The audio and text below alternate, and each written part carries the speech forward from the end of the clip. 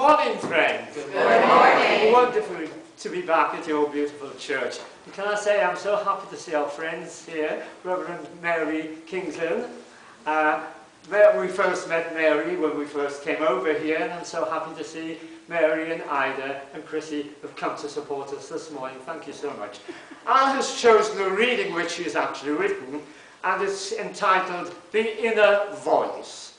What has happened to mankind that has taken him into a world controlled by the outer chamber of the objective mind? The outer mind controls all the material aspects of human life, and we have lost the ability to enter into the spiritual center of our being. The subjective mind, being the inner sanctuary of the mind. Our minds are filled with the unimportant details which bind and hinder our spiritual connection to the divine, the details that control all aspects of our daily experiences. These experiences begin to affect our lives so that we make decisions which are of a negative kind, and that energy can take control of many aspects of our lives. We see this every day in our conditions of our world, where mankind's energy is controlled by what he desires in his life. The beauty of expression comes from within, and all things are subjective to those inner thoughts and realities. When we awake in the morning and the sky is dull and grey, we automatically sink into the thought that our day is going to be difficult. But if we consider that within the darkness of life is the reality of what we can do within that experience and make our day full of light and happiness. The power of man is often being used to destroy the beauty of our earth, to gain power over our fellow human beings for our own benefit. It is often said that we either make our own heaven on earth or our own hell on earth. We have the tools to achieve both, but within the center of our being, we are crying out to do the thing which will benefit us, as well as all of mankind. The objective mind tells us that we cannot change the inevitable, but the subjective mind knows that there is nothing that we cannot achieve if we put our trust in the divine essence that is within each and every one of us. The subjective mind, being known as the subconscious mind, is the mind of the soul, whilst the objective mind controls the brain upon which the decisions within our world are acted upon.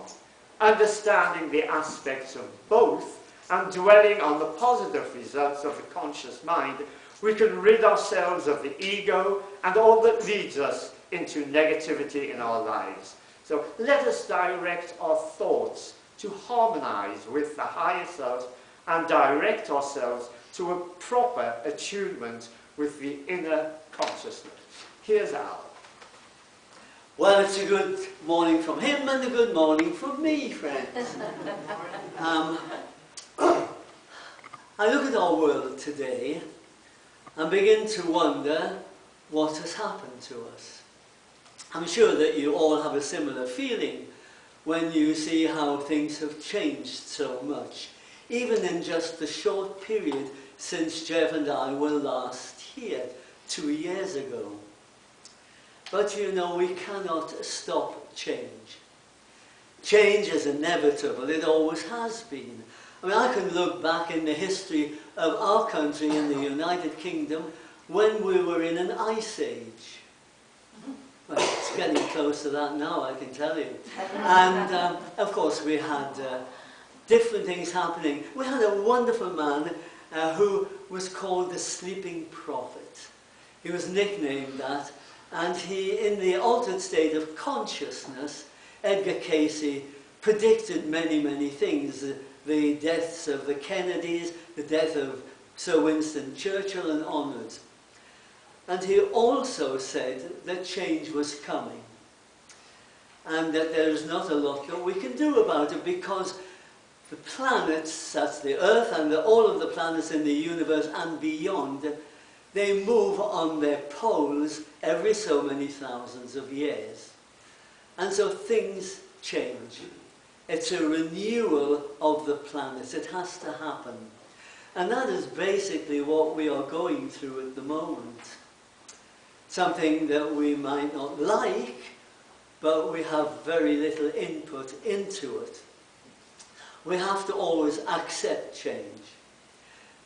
But, you know, often we forget about that power, that wonderful power that is within each and every one of us. The power of the infinite spirit. The power that created everything within not only this world, but in the universe and beyond. How often, when we have problems, do we go within ourselves into that silence, into that meditative state, and ask for guidance or help? In this busy life that each and every one of us has, we often forget that that part of the divine is there, waiting for us to ask, hoping we're going to ask. But in our busy lives we get on with everything else and forget about the most important thing. We live in a world today, and Geoff and I were just laughing at this yesterday, that in our country, and it's now becoming big in this country too, we have football, or soccer as you call it. And there are more people attend a soccer game than attend a church. And I wonder, maybe we should take the game, you know, the service out to the game. Let them see what we're about. You know, we don't need to kick a ball about. We just need to let them know that within each and every one of them is that power, that spark of the divine, which maybe for a time they've just forgotten. They're more interested in money, money, money. And you know, I often think, money isn't everything, but yet we can't do anything without it, can we? You know, and I think that we have to look at the children of today and how we can make a better world for them to grow up in. Yesterday we had the pleasure of meeting the most beautiful little girl that we've ever seen, and her grandmother is in here this morning. Oh, I don't think I've ever seen a more beautiful child. And it was, you know, it was a privilege to see that child. But then I stop and think, what kind of a world are we going to leave them to grow up in? Because, you know, it is our responsibility. How many are thinking about that and trying to create a better space for them to grow up in? You know, some people now are convinced that the world is going to end. I don't go along that pathway. I feel that the world will change, not to be the same as we have always enjoyed and loved it. But why would that wonderful power, that divine spirit, allow a beautiful planet like this to just die? I can't myself believe it. Others may have a different opinion, and that's your privilege to have that opinion. I suppose a lot of it is my hope, because I always believe in hope. Hope is very, very important. And if we can carry that within us, we can then turn things around and make this a more beautiful world. A world that that divine essence gave to us to enjoy. And yet I look around the world and I see people in countries who are cutting down the rainforests and depriving the wild animals of their habitat. Who gave us the right to do that? I was never told, go out and cut the rainforests down. The animals are very important. They're not important to each other just, but they're important to us too. And just because they're not domesticated like our wonderful cats and dogs doesn't make them any less important. You know, we're watching a program on television with a gentleman who I'm not sure if he's as well known here as he is at home, called David Attenborough.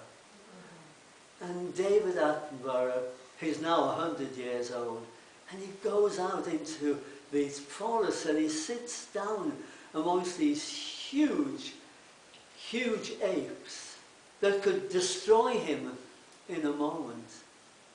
And they sit there and watch him. They're fascinated by him, and they don't intend to attack him. And so it just shows, if you have that trust, and everything in spiritualism, I believe, is built on trust.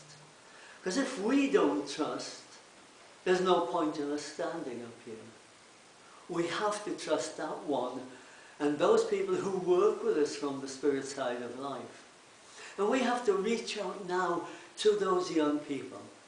I was telling our friends yesterday a little story about a teacher in the classroom with her 5- and 6-year-olds. And it was an art class. And she asked them all to draw a picture of God.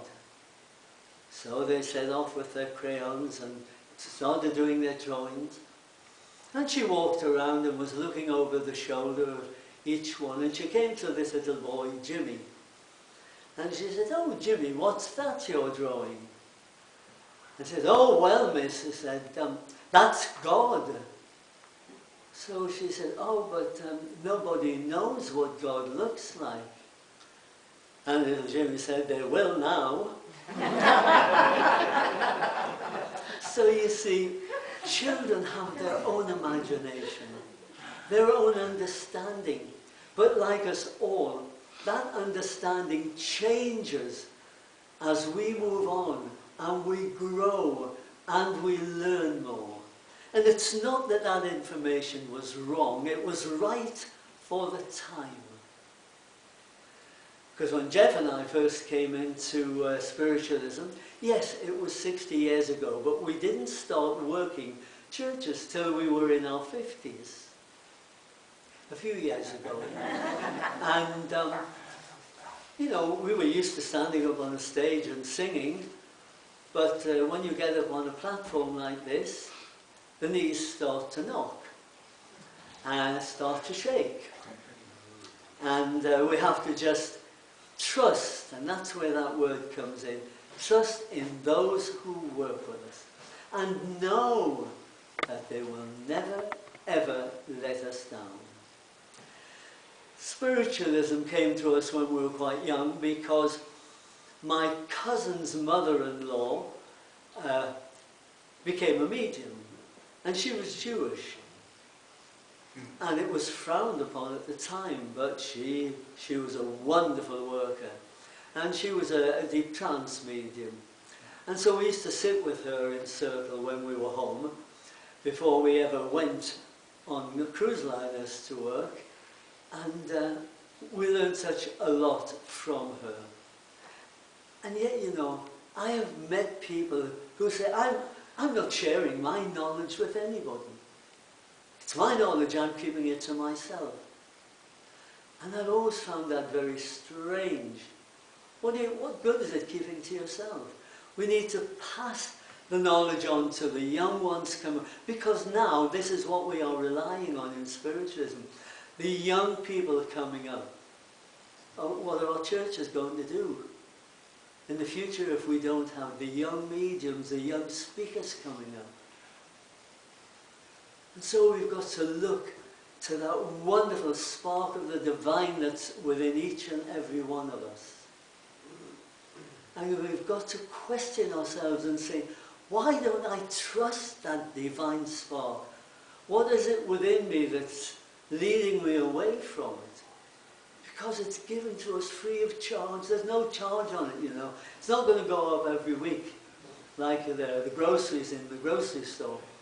It's free of charge. And all that divine essence that we call God asks of us is that we go within and silently ask for what we want. And that power will never let us down. Never. We may not understand the answers sometimes, because often we ask for the wrong things. You know, everyone's asking us to, when will I win the national lottery? Well, if I knew, I'd get the numbers, you know. But I haven't even, oh yes, Geoff won $8 last week. We'll go out and have fun on that, shall we? Absolutely. I think that's where it'll stop, though. Even though we all want to win it. But it isn't the be and end all of everything. We can't do without money, but what the biggest gift that that divine essence has given us is love. Wow, and that is no good if we keep it to ourselves. We have to pass it around. We have to share that love. And in sharing, you know, we don't need to go around and tell people that we're spiritualists. They should know. They should know how we, and I'm going to say this, try to live our lives. Because we are living in a physical world. We chose to live here. So all the complaining in the world when things go wrong will do us no good, because we chose to come here and we knew before we came what was going to happen within our lives. Thank goodness, once we stepped foot into this world, we forgot. Because if you're like me, I might not have come. I might have changed my mind. I don't want to go through all of that. But you know, it talked about when you wake up in the morning and the sky is dark and it's a miserable day, and we think the worst, don't we? But within every dark moment, there is a light of truth. Because when we do something that we're not very proud of, and believe me, we've all done it, we have. If you'd heard us arguing in the car coming up, he'll confirm that. And so within whatever we've done wrong, if we go within our very being and say, I must change what I think. I mustn't stay with that darker side. I'm going to change my life. And I'm going to try to say the good things. The things that affect people, and try to tell people that I must take the blame for everything that I think, say, and do. You know, it's easy to blame someone else, isn't it? He knows.